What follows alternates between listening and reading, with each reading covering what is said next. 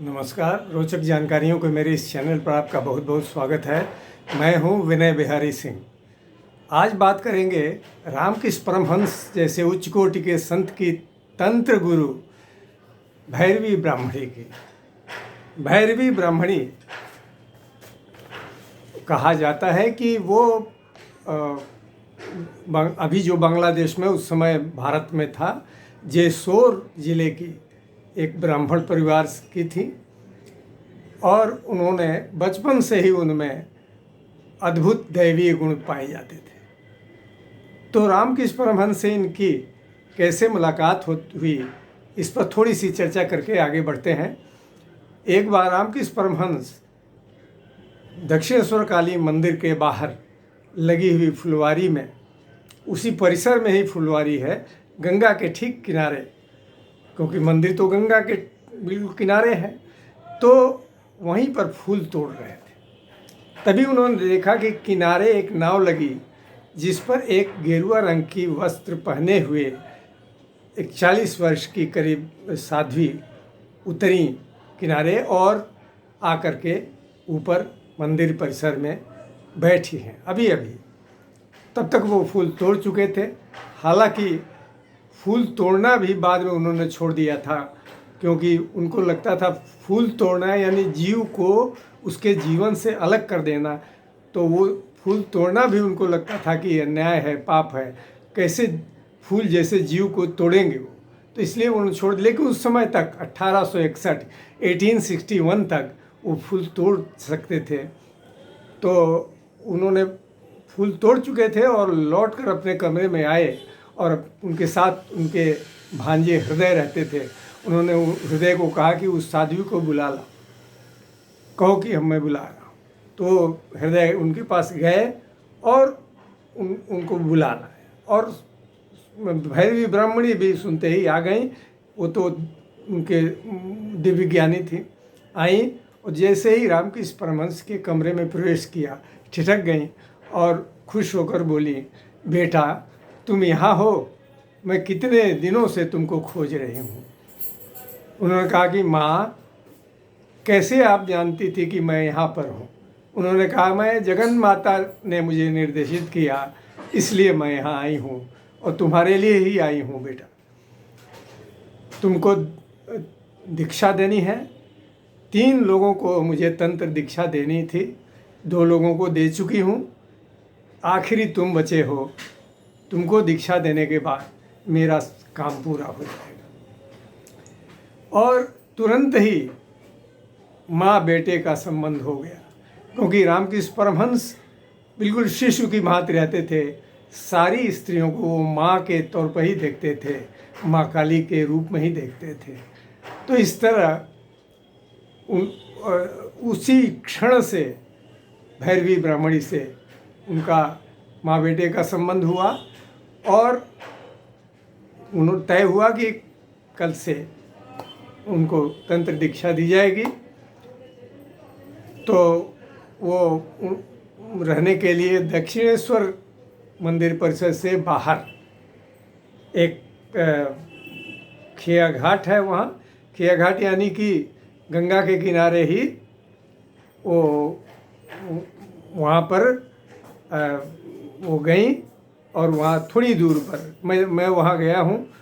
दक्षिणेश्वर मंदिर में भी अनेक बार गया हूँ। तो जिस इलाके में रहती थी, खिया घाट कहा जाता था, वहीं पर एक श्मशान घाट भी है दक्षिणेश्वर में ही। वहीं पर वो आसपास रहती थी, वहाँ बसती है और वहाँ से वॉकिंग डिस्टेंस है, पैदल आ जाने लायक आती थी।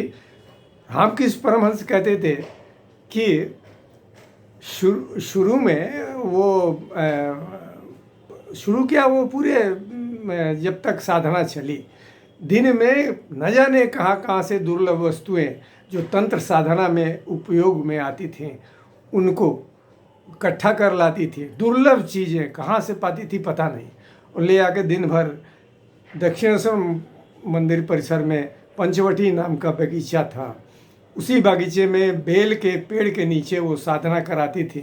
वहीं पर वो सारी वस्तुएं रख देती थी और फिर रात को वो साधना कराती थी। और अत्यंत कठिन साधना, और इस तरह वो तो साधना के शुरू में रामकृष्ण परमहंस ने कहा कि माँ मेरे शरीर में हमेशा ज्वाला रहती है और शरीर जैसे जल रहा है उस तरह।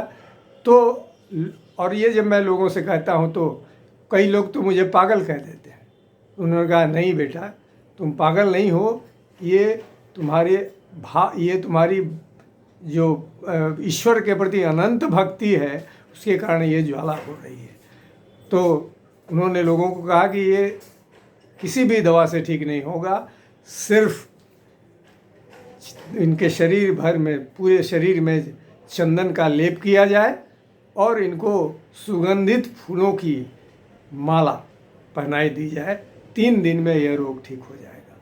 तो लोगों को तुरंत विश्वास नहीं हुआ, लेकिन वो सारे उपाय करके थक चुके थे, इसलिए उन्होंने एक अत्यंत सुगंधित फूलों की माला फुलवारी से फूल ले करके और बनाई और पूरे शरीर में उनके चंदन का लेप किया रामकृष्ण परमहंस जी के, और फूलों की सचमुच अद्भुत चमत्कार हुआ और उनके शरीर की ज्वाला एकदम शांत हो गई और वो साधना करने लायक हो गए। तो फिर उनमें क्या विशेषता थी साध्वी भैरवी ब्राह्मणी में कि वो तंत्र की महान जानकार होते हुए भी अपने साथ रघुवीर शिला रखती थी। रघुवीर शिला यानी राम का एक शिला, एक पत्थर जिसको राम के रूप में उसको पूजती थी, लेकिन वैष्णव राम को पूजती थी। वैष्णव होते हुए भी तंत्र की गहरी और बहुत ही उच्च कोट की वो विद्वान थी। तो उन्होंने दीक्षा देना शुरू किया और जब दीक्षा दे रही थी तो उन्होंने देखा कि तांत्रिक साधना में तो जप किया जाता है, जब दे देती थी कि जप करिए, तो वो जप में अभी वो माला उनको देती थी कि इससे जप करिए। जप करने के लिए माला छुआ नहीं कि वो समाधि में चले जाते थे, जब क्या करेंगे, और भी उच्च अवस्था में चले जाते थे। तो ब्राह्मण तो वो भैरवी ब्राह्मणी कहती थी कि ये इनको साधना और जप करने की जरूरत ही नहीं है, वो तो तुरंत समाधि में चले जाते हैं और कोई खाने पीने की सुध नहीं, सिर्फ साधना में लीन। और उसी तरह भैरवी ब्राह्मणी भी थी, उनको भी खाने पीने, लेकिन वो समय से उनको खिला देती थी रामकृष्ण परमहंस को, क्योंकि उनको साधना करनी थी। हालांकि बहुत ही कम खाते थे, नाम मात्र का, लेकिन उनको खिलाना जरूरी था। और एक बार दक्षिणेश्वर मंदिर को रानी रासमणि ने बनवाया था। उनको कोई बेटा नहीं था, तो उनके दामाद ही उनकी संपत्ति की देखरेख करते थे। उनका नाम था मथुर बाबू। एक दिन मथुर बाबू आए और उनको रामकृष्ण परमहंस बता चुके थे कि यही भैरवी ब्राह्मणी है जो तंत्र की दीक्षा दे रही हैं। अचानक वो जब सामने आई तो उन्होंने भैरवी ब्राह्मणी से कहा, वो सांसारिक बुद्धि के थे तो वो मजाक कर दिया। उन्होंने कहा कि भैरवी, आप तो भैरवी हैं, आपके भैरव कहाँ हैं? तो वहीं मंदिर के सामने खड़ी थी। उन्होंने माँ काली के पैर के नीचे शिव जी लेटे हुए, ये बहुत प्रसिद्ध माँ काली की मूर्ति है, हर जगह देखी जा सकती है। शिव जी लेटे हुए हैं जो अनंत के प्रतीक हैं। माँ काली जो ही उनके छाती पर पैर रखती हैं, ऐसे जीभ निकाल के खड़ी हैं, ऐसा दिखाया गया है। हर जगह पूरे संसार में माँ काली का ऐसा ही चित्र है। तो उन्होंने लेटे हुए शिव जी की तरफ कहा कि वही मेरे भैरव हैं। उन्होंने कहा वो तो पत्थर के भैरव हैं। उन्होंने कहा अगर मैं पत्थर के भैरव को जीवंत भैरव में न बदल दूं तो मैं भैरवी किस बात की। अत्यंत उच्च कोटि की विद्वान भैरवी ब्राह्मणी, और उन्होंने साधना जब पूरी हो गई, बहुत कठिन साधना, लेकिन रामकृष्ण परमहंस को वो अत्यंत बिल्कुल कठिन नहीं लगती थी। वो तो दिन रात डूबे रहते थे ईश्वर में, माँ काली में। उनको कोई भी साधना करने में कोई दिक्कत नहीं थी और कठिन से कठिन साधना उन्होंने पूरी की। अंत में भैरवी ब्राह्मणी ने कहा कि रामकृष्ण परमहंस ईश्वर के अवतार हैं। इसको सिद्ध करने के लिए उन्होंने उस समय के चर्चित विद्वानों को बुलाया मंदिर में, और जिसमें एक विश्वचरण नाम के परम विद्वान थे, वैष्णव थे, एक तंत्र के बड़े बड़े विद्वानों को बुलाया और वहाँ बैठाया। रामकृष्ण परमहंस को भी बुला के बैठाया, खुद बैठी और कहा कि बातचीत कीजिए आप, और मैं जो कह रही हूँ वो गलत है कि सही है, आप बताइए। सारे विद्वानों ने कहा कि आप बिल्कुल ठीक कह रही हैं, रामकृष्ण परमहंस ईश्वर के सचमुच अवतार हैं, ऐसा हम लोगों को विश्वास हो गया। और उन्होंने कहा कि ये सचमुच परमहंस हैं। और इस तरह रामकृष्ण परमहंस तब से वो सारे लोगों ने कहा कि ये ईश्वर के अवतार हैं। तो ऐसी अद्भुत साध्वी जो वैष्णव भी थी और उच्च कोटि की तंत्र की जानकार थी, 64 विद्याओं से उनको 64 विद्याएं सिखाई इन्होंने, और उससे पूरी तरह से कहा कि इससे जन कल्याण करते रहिए।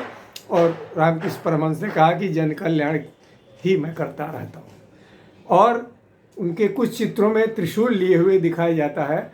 इस चित्र में भी ये त्रिशूल लिए हुए हैं, क्योंकि वो तंत्र विद्या की उच्च कोटि की जानकार थे। आपको अगर ये वीडियो पसंद आया तो कृपया सब्सक्राइब करें, लाइक करें, कमेंट करें और ज़्यादा से ज़्यादा शेयर करें, ताकि ये बात दूर दूर तक फैले। बहुत बहुत धन्यवाद। नमस्कार।